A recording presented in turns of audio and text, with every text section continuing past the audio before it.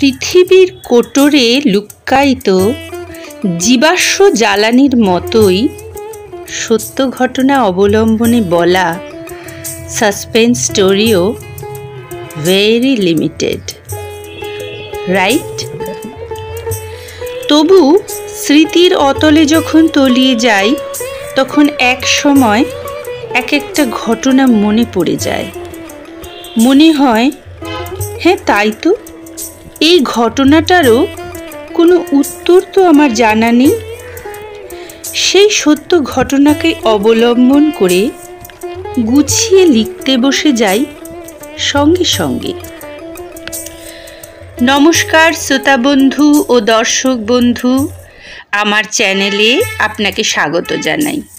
চ্যানেলের নাম UV story and poetry, আর আমার এই অনুষ্ঠানটার নাম গল্প দিদার আসর। চ্যানেলে ঢুকে সব গল্প ও কবিতা শোনার অনুরোধ করব, আর যদি ভালো লাগে তাহলে লাইক, শেয়ার ও সাবস্ক্রাইব করার অনুরোধ জানাবো। যদি ঠিক মনে করেন তাহলে ইন্সপায়ারিং কমেন্টসও করতে পারেন, আমার ভালো লাগবে। আমার আজকের গল্প সত্য ঘটনা অবলম্বনে অভিশপ্ত। হায় ভগবান, আমার এডিটিংয়ের কি অবস্থা! মোট কথা হচ্ছে, please like, share and subscribe আমার চ্যানেল। শুরু হচ্ছে গল্প অভিশপ্ত। আমরা আগে যেখানে থাকতাম সেই নিম্ন মধ্যবিত্ত অধ্যুষিত পাড়ায় একটা বড় পুকুর ছিল। পুকুরের চারপাশের বাড়ির মানুষেরা সেই পুকুরে স্নান করত, বাসন মাজত, ধোপা এসে কাপড় কাচত। মানে যতভাবে একটা পুকুরকে মানুষের কাজে লাগানো যায় তার সব কিছুই চলতো পুকুরটিকে ঘিরে। তারপর ধীরে ধীরে শহরায়নের কমন প্রসেস শুরু হলো। ক্রমশ গ্রাস করতে লাগলো পুকুরটিকে। পুকুরের চারপাশ দিয়ে রাবিশ ফেলতে ফেলতে ক্রমশ সেটা ছোট এবং অগভীর হয়ে দাঁড়ালো। এমতো অবস্থায় পাড়ার সবাই হঠাৎ একদিন লক্ষ্য করল পুকুরটির কোণায় একটি জীর্ণ কুটির। কে কবে গড়ল সেই কুটির আর কেই বা থাকে তার ভেতরে, কিছুই কারো জানা নেই। কিছুদিন পর সবাই আবিষ্কার করল ওই কুটিরে একজন অতি বৃদ্ধ সাধু বাবা থাকেন। পরনে লাল বস্ত্র, মাথায় জটা, এক মুখ দাড়ি গোঁফ, গলায় রুদ্রাক্ষের মালা। সে কখনো কুটির থেকে বের হয় না বললেই চলে। কে তাকে খেতে দেয়, কিভাবেই বা তার চলে, সেসব বিস্তারিত কেউ জানে না। যেমন একটা মন্দির গড়ে উঠলে তাতে পুজো দেবার মানুষের অভাব হয় না, ঠিক তেমনি সাধু বাবার সাথে দেখা করার লোক বাড়তে থাকলো। কার বিয়ে হয় না, কার বাচ্চা হয় না, কার ছেলে নিরুদ্দেশ, কার কঠিন ব্যামো, সব এসে জুটল বাবার কাছে। বাবা কাউকে বা দেখা দেন, কাউকে বা দেন না। শুধু যাকে দেখা দেন তার মাথায় হাত ঠেকান, কোনো চাহিদা নেই। ধর্মভীরু মানুষ এমনিতেই মানসিক রোগাক্রান্ত হয় খানিকটা, কাজেই তারা ওতেই খুশি। এইভাবে দিন গেল, রাত গেল।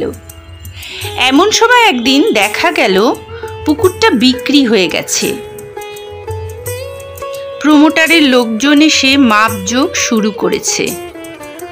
তারা বড় বিল্ডিং তুলবে সেখানে। পুকুর তো আর পুকুর নেই, আবর্জনার জলায় পরিণত হয়েছে। তাই আইনেরও বাধা নেই।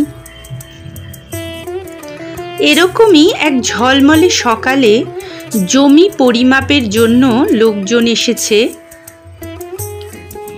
সুটেড বুটেড প্রমোটার এসেছে। এমন সময় ধীরে ধীরে কুটির থেকে বেরিয়ে এলেন সাধু বাবা। হাতের ইশারায় প্রমোটার মহাশয়কে কাছে ডাকলেন। সে কাছে আসতে বাবাজি বললেন, काम बंद कर दो, ये अभिशप्त है, यहाँ कुछ भी नहीं बन सकता, काम बंद कर दो। পয়সা ঢালা প্রমোটার কি আর অসহায় বুড়ো সাধু বাবার কথা পাত্তা দেবার পাত্র? সে ভ্রুক্ষেপ মাত্রও করল না। কিছুদিনের মধ্যেই বাবাজি কোথায় যেন চলে গেলেন, কেউ জানল না। পুকুর সম্পূর্ণ বুঝিয়ে সেই জায়গায় 6 তলা বাড়ি উঠল। অনেক ফ্ল্যাট হলো, ফ্ল্যাট বিক্রিও হয়ে গেল। এমনই এক সুন্দর সন্ধ্যায় সব ফ্ল্যাটের বাসিন্দারা এক জায়গায় হয়ে অনুষ্ঠান শুরু করলো। সবার একসাথে গৃহপ্রবেশ হবে, অ্যাপার্টমেন্টের উদ্বোধন হবে। অ্যাপার্টমেন্টের নাম বাসব দত্তা। বড় বড় মানুষদের সমাগম, আলো চুঁয়ে পড়ছে পাড়ার অন্ধকারকে অগ্রাহ্য করে। গাড়িতে গাড়িতে ঢাকা পড়েছে আশেপাশের রাস্তাগুলি। মহা সমারোহে উদ্বোধন হয়ে গেল অ্যাপার্টমেন্ট বাসব দত্তার। তখনও পর্যন্ত কেউ জানে না কি ভয়ানক অভিশাপ অপেক্ষা করে আছে বাসব দত্তার জন্য। সেদিন মধ্যরাতে ভয়ানক শব্দ আর বহু মানুষের বিকট আর্তনাদ সামান্য কিছু মুহূর্তের জন্য। পুরো বাসব দত্তা তলিয়ে গেল মাটির নিচে চোখের পলকে।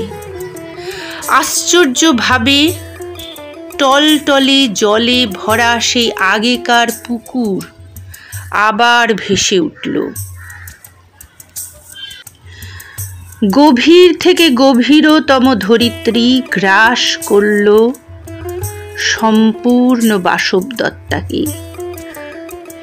তাতে বসবাসকারী মানুষদের, কর্মরত শ্রমিকদের, পাড়ার মানুষ বোবা সাক্ষী হয়ে রইল বাসব দত্তা অন্তর্ধানের।